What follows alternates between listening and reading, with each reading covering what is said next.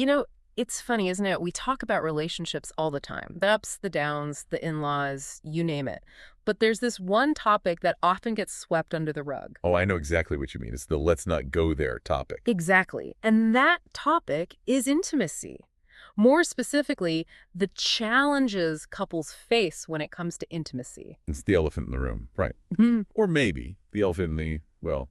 Right. And to really unpack this, we're diving into an article today from Talk to Angel. They're an online relationship counseling platform, and they had some really interesting insights. I actually thought this article was spot on, especially in how it defined sexual conflict, because it's not always as simple as it sounds. Right. It's not just about how often couples are intimate. The article actually uses this phrase, discrepancy in experiencing sexual satisfaction. Which I thought was really interesting. Yeah. Because it points to this idea that it's not always a clear-cut disagreement. Yeah, it's often way more nuanced than that. It's about expectations not being met, or maybe those moments where you're physically intimate, but there's this disconnect emotionally. And that's where things can become, complicated. For sure. And the article dives into some potential causes for this discrepancy, as they put it. And some of them are things I think a lot of us can relate to, like time management. Life gets busy. Oh, tell me about it. Oh, The too busy for intimacy trap. but I think it's rarely just about being busy, you know? It often goes deeper than that.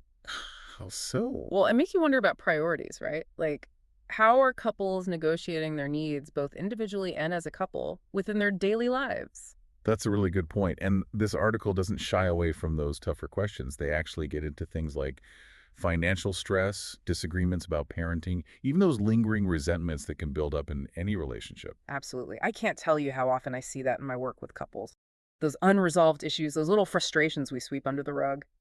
They often rear their ugly heads in the bedroom. Wow, so it's almost like intimacy becomes this barometer for the overall health of the relationship. In a way, yes. But, and I do want to say this, it's not always about what's happening outside the bedroom. Sometimes those challenges are, well, more personal.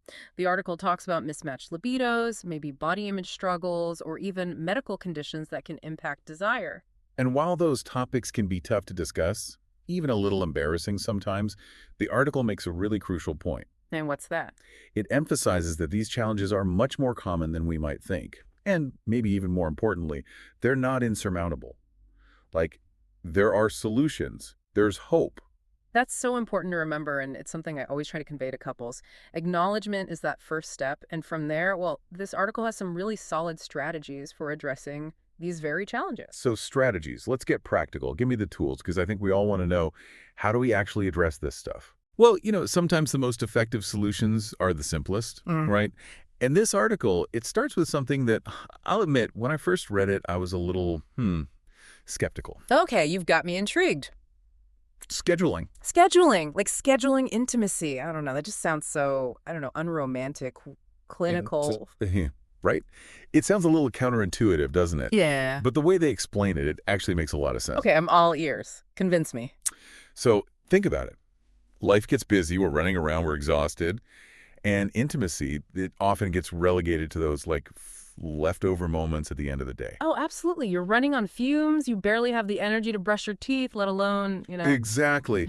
And that's not exactly a recipe for, shall we say, a satisfying and connected experience. Right. Not exactly setting the mood. So the article's point is, when we approach intimacy from that we'll fit it in when we can mentality, well, it often just doesn't happen. Or if it does, it lacks that spark, that true connection. So it's about being intentional, making it a priority in the midst of all the other craziness. Exactly. And even, the article mentioned this, even couples who schedule regular date nights, even if they don't always lead to, physical intimacy, they reported feeling more connected, more satisfied in their relationship overall. It's about carving out that time for each other no matter what. Yes. And creating that space for both physical and emotional intimacy to thrive. Yeah. No distractions, just you and your partner reconnecting. Now, beyond scheduling, and I think this is crucial, the article delves into the importance of understanding and clearly communicating our needs and desires. And that goes both ways. I think that's huge, especially in long-term relationships. It's so easy to assume we know our partner, right? But how often do we actually check in, have those open and honest conversations about what we want, what we need, what feels good? And, this is where the article gets Particularly insightful, I think, especially for women, because there's this misconception out there, and it's a common one, that, for women, intercourse is like the be-all and end-all of sexual satisfaction. Which can be a lot of pressure, to be honest. Oh, absolutely. For both partners, really. So the article really pushes back on that, reminding us that women experience pleasure in so many ways, and encouraging couples to explore that, to be open to different kinds of touch, different ways of being intimate. So it's about expanding that definition of intimacy, going beyond just one specific act. Exactly. And it requires, open communication, a willingness to be vulnerable, to maybe even step outside our comfort zones a little bit. And, the article also addresses those more, I guess you could say, sensitive topics like erectile dysfunction or low desire. Which, let's be real, can feel incredibly daunting to talk about. It can be really hard. But, and this is a big but, the article makes a really important point. It emphasizes that these issues are a lot more common than we might realize. There's that normalization again, which I think is so important. It is. Just because something is common doesn't mean it's easy. But knowing we're not alone, that can make a huge difference. Absolutely. And the other thing they emphasize, and this is key, these challenges don't have to be a death sentence for a couple's sex life. It's not a dead end. It's just a bump in the road. Exactly.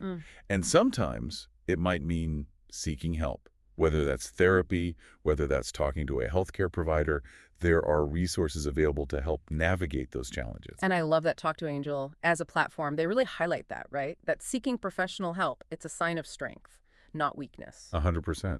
Because sometimes we just need that neutral third party to help facilitate those difficult conversations. Yeah. So we've talked about communication, we've talked about professional help. Are there any other strategies in the article's toolbox, so to speak? Well, I'm glad you asked, because the article actually goes on to suggest some practical lifestyle changes that, and this surprised me, can have a big impact on intimacy. Oh, like what? For starters, sleep. Sleep. Sleep seems simple, but they make the point that when we're well rested, our energy is up, stress is down, and we're just more, present and available for connection, both physically and emotionally. Wow. It all ties back to that mind-body connection again, doesn't it? Right.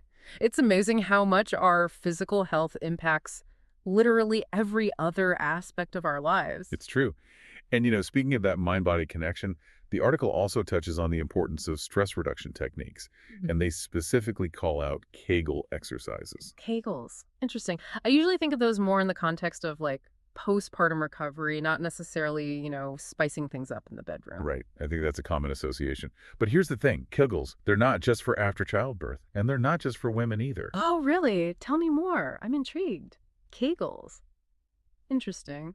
I usually think of those more in the context of postpartum recovery, not necessarily, spicing things up in the bedroom. Right. I think that's a common association. Mm-hmm. But here's the thing. Kegels, they're not just for after childbirth, and they're not just for women either. They're not? Nope. Men can benefit from them too. Okay, now I'm really curious. How so? What's the connection to intimacy? So Kegels, they strengthen your pelvic floor muscles. And those muscles, they play a role in, everything from bladder control, which, let's be honest, is a bonus at any age, right? Oh, for sure. Nothing kills the mood like worrying about, Exactly. But beyond that, stronger pelvic floor muscles, they can actually increase sensation and even help with performance anxiety for both men and women. Wow, it's like a secret weapon for a more fulfilling sex life that nobody talks about. I know, right? And it all circles back to that mind-body connection we keep talking about. Taking care of our physical health, it has a direct impact on our sexual well-being. So it's not just about what happens, in the heat of the moment. It's about how we're showing up for ourselves, for our partners in all aspects of our lives. 100%.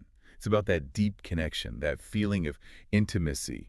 And that goes way beyond just the physical, right? It's emotional, it's mental, it's all these things intertwined. It's about the whole package. Exactly.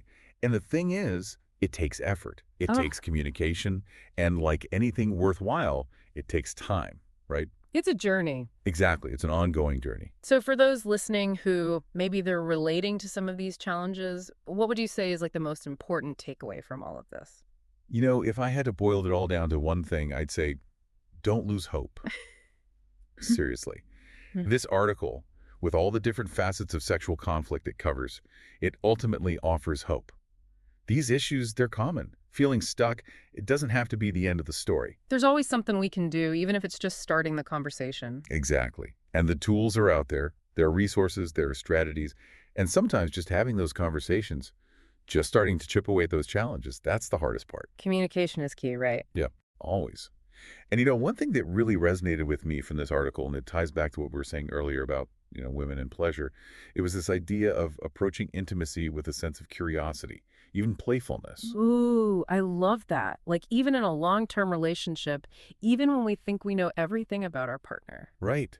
Even then, what if we treated it as an opportunity for discovery? What if we actually asked, what feels good? What do you like? Exactly. And not just assuming.